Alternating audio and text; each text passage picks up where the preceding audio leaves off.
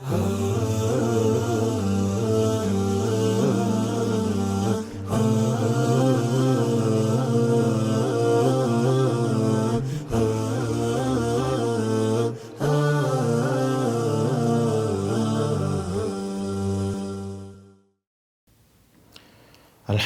Rabbil Alamin. Allahumma salli wa sallim wa barik ala Muhammadil Amin wa ala alihi wa sahbihi wa tabi'in wa man tabi'ahum bi ihsanin ila yawmiddin wa ba'd.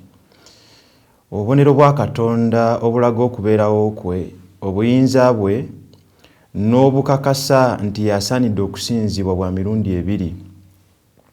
Waliwo obujjira mu bujulizi oba mu bubaka bwe yassa mu bitabo bigamba nga Qur'ani y'ekitiibwa, asonga ate obulala bulabikira mu bintu ebitwetoolodde gamba nga ennyanja, empewo, amazzi, abantu bannaffe n'ebirala. Obubonero buno bulabwa n'amaaso gaffe oba okuwulirwa n'amatu, olwo nno ne busindikibwa ku mutima gwo ne gusengejja, ate oluvannyuma ne guduumira ebiyungo ebisigadde.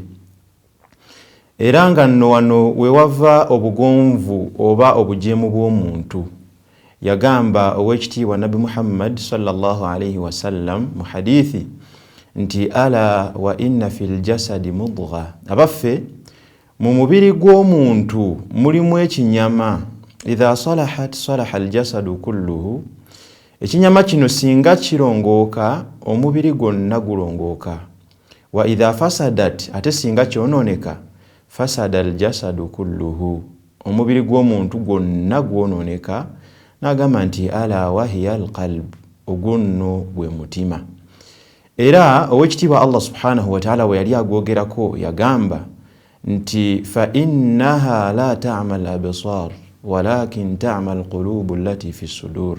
Ddala amaaso si ge gaziba omuntu okutuuka okukola ebiraga nti gy'alaga talabayo batamanyiiyo, wabula ekizibu kibeera ku mutima, emitima egibeera mu bifuba gyegyo egibeera gizibye. Omuntu yeetaaga okufaayo ennyo ku mutima gwe, agukuume nga mugonvu, gusobole okuluŋŋama n'okutya Katonda.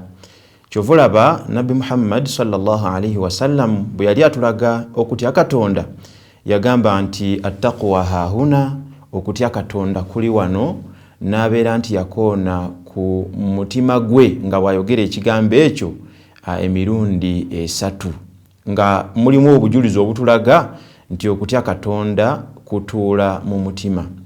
Era nno ng'ekyo Katonda gwakiwa alongooka, n'atakoma okwo n'alongoosa era n'ebimwetoolodde ne birongooka, awo nno we wasibuka ensi yonna okuba nti nayo esobola okubeera nga erongooka. Mu ngeri y'emu omuntu yeetaaga akuume omutima gwe guleme kukakanyala, sinakindi okufa, kubanga singa gufa nnyini gwo afuuka wa bulabe eri ye ng'omuntu n'eri abo abamwetoolodde.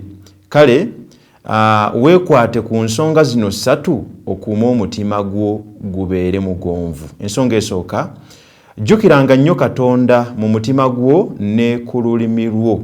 Ekyo nno kye tuyita adhikaari, kubanga obulamu bw'omukkiriza olubeerera butambuliza ku dduwa, kusaba nnyo Allah subhanahu wa ta'ala n'okuyitiriza okuleeta adhikaari oba okusoma edduwa. Bw'aba agenda okwebaka alina edduwa gy'asoma, bw'aba yakazuukuka alina by'asoma, bw'aba agenda kulya alina by'asoma, n'embeera ezisigadde. Ensonga ey'okubiri, lowoozanga nnyo ku kufa era wettanire nnyo okuziika. N'ensonga ey'okusatu, beeranga nnyo awali abalongoofu era ofeeyo nnyo okumanya ebyo bye bakola. Weewale bino ebintu 5 kubanga birwaza omutima, ate bwe gulwala kye kiyinza okuguviirako okufa. Ekintu ekisooka ky'oba weewalira ddala, weewale ebintu ebikwerabiza Katonda.